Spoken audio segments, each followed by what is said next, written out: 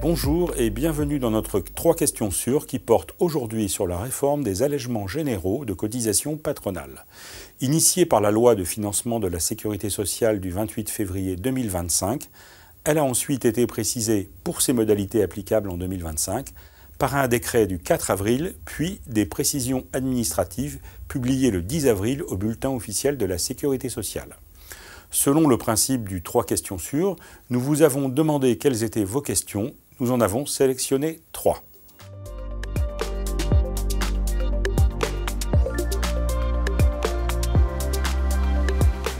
Alors, pour répondre à votre question, Nathalie, commençons par le commencement.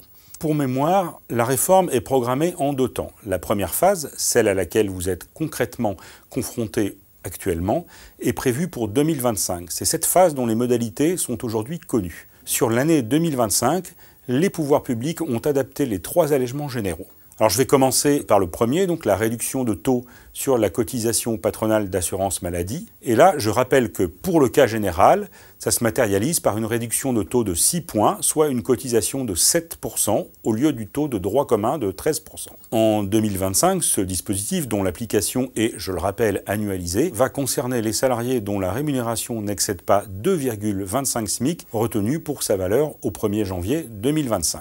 Deuxième dispositif, la réduction de taux sur la cotisation patronale d'allocation familiale. Alors là, pour le cas général, ça se traduit par une réduction de taux de 1,8 points, soit une cotisation de 3,45% au lieu du taux de droit commun de 5,25%. En 2025, cette fois-ci, la réduction de taux, toujours annualisée, va concerner les salariés dont la rémunération n'excède pas 3,3 SMIC, retenu pour sa valeur au 1er janvier 2025.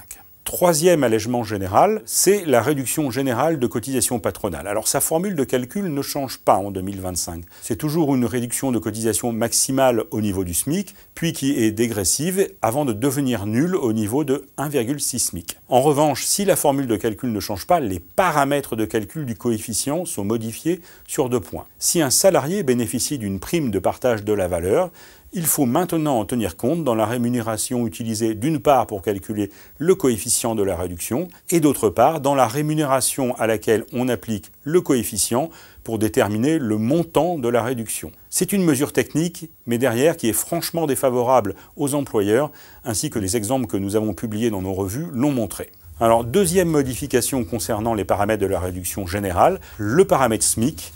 Alors, le paramètre SMIC qui est utilisé pour calculer le coefficient de la réduction générale, il est figé par le décret à sa valeur au 1er janvier 2025. Ce qui veut dire que, sauf si le gouvernement en décide autrement par un nouveau décret, donc le paramètre SMIC ne bougera plus, y compris si le SMIC évolue en cours d'année. Alors Nathalie, passons maintenant aux précisions sur la date d'entrée en vigueur de cette réforme. Juridiquement, ces mesures s'appliquent à effet du 1er janvier 2025. Sur le principe, il faut donc régulariser la situation, s'il y a lieu, malgré la parution tardive de la loi de financement de la sécurité sociale. Je rappelle quand même qu'elle est parue au JO du 28 février 2025. Alors, compte tenu de cette publication tardive, l'administration considère, par tolérance publiée au Bulletin officiel de la sécurité sociale, qu'il n'y a pas lieu de reprendre les payes des salariés sortis des effectifs en janvier et février 2025. Je rappelle que pour ces salariés, faute de LFSS, les employeurs ont de fait appliqué les anciens paramétrages sur le début de l'année 2025. Donc la tolérance du boss nous permet de ne pas reprendre ces payes. Alors, pour être complet sur la date d'entrée en vigueur, Nathalie, je finis par le second temps de la réforme, qui lui est programmé pour le 1er janvier 2026. À cette date, les dispositifs de réduction de taux sur les cotisations patronales d'assurance maladie et d'allocation familiale seront purement et simplement supprimés. Alors, cela étant, on ne connaît pas encore la nouvelle formule de calcul qui sera applicable à partir de 2026, puisqu'elle reste encore à préciser par décret.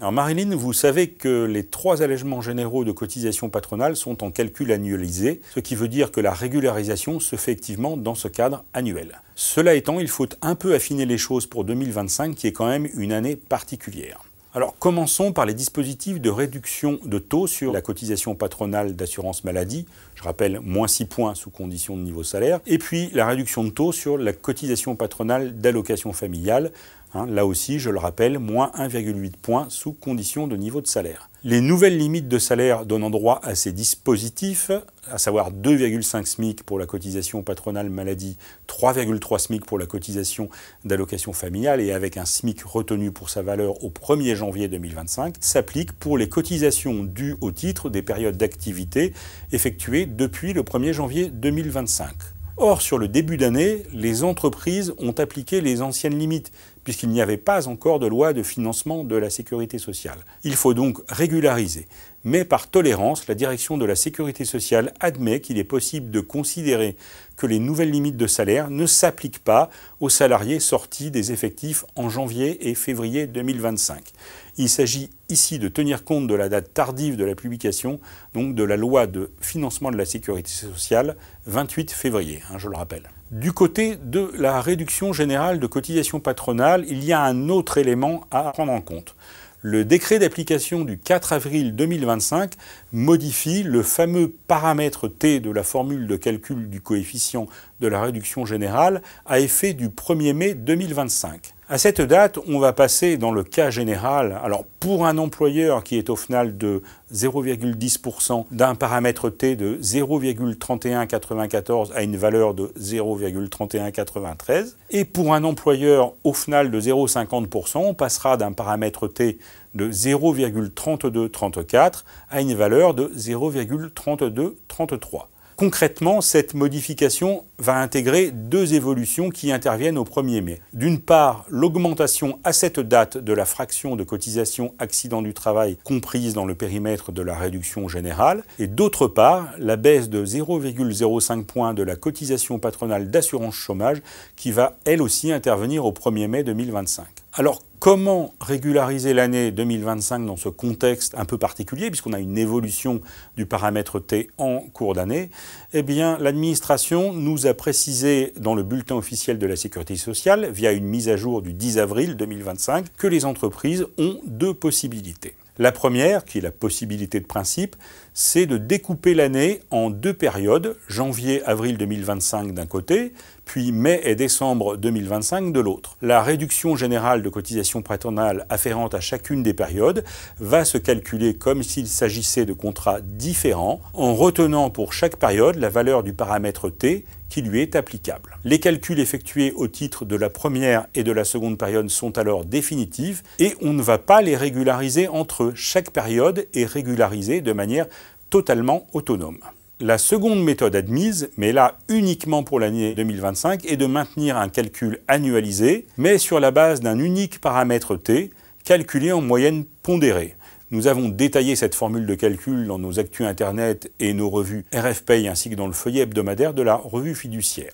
Enfin, pour ce qui est de l'intégration de la prime de partage de la valeur dans les calculs de la réduction générale de cotisation patronale, eh bien je rappelle la tolérance que j'ai déjà évoquée dans la question précédente avec Nathalie. L'administration admet que l'on puisse considérer qu'il n'y a pas lieu de régulariser sur ce point les paies des salariés sortis en janvier et février 2025.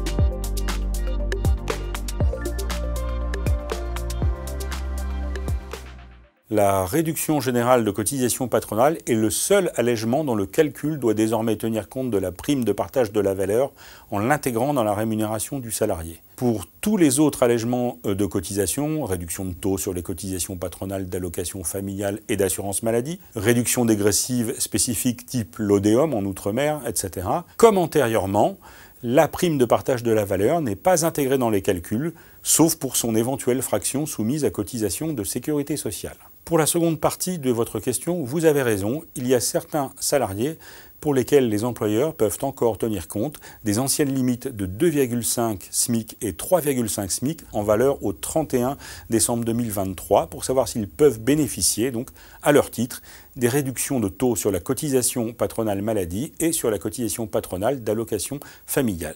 Cette mesure, prévue par la loi de financement de la sécurité sociale, a été précisée par l'administration dans le bulletin officiel de la sécurité sociale. Cette dérogation, qui permet d'appliquer les anciennes limites, concerne les salariés donnant effectivement droit à des réductions de cotisations patronales spécifiques, dont le bénéfice est cumulable avec les réductions de taux sur les cotisations maladie et allocations familiales, mais pas avec la réduction générale de cotisations patronales. Concrètement, ce sont les salariés pour lesquels l'employeur bénéficie effectivement des dispositifs suivants: l'exonération attachée aux zones France Ruralité Revitalisation, les ZFRR, l'exonération attachée aux zones de restructuration de la défense, lorsqu'elle est encore applicable, l'exonération attachée aux zones franches urbaines, les exonérations de cotisations patronales applicables dans les départements de Guadeloupe, Guyane, Martinique, La Réunion, mais aussi à Saint-Barthélemy et Saint-Martin, l'exonération dont bénéficient les structures de services à la personne pour les interventions d'aide à domicile auprès de publics fragiles, l'exonération TODE pour travailleurs occasionnels demandeurs d'emploi, applicable pour l'emploi de travailleurs occasionnels agricoles et assimilés.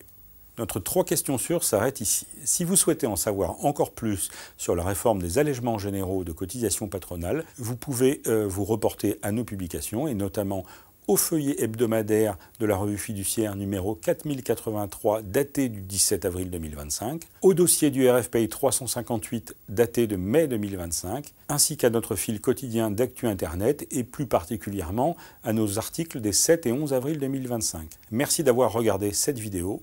Nous espérons que vous avez trouvé ces informations utiles et instructives. N'hésitez pas à partager vos commentaires et à vous abonner pour ne manquer aucune de nos prochaines vidéos. À bientôt.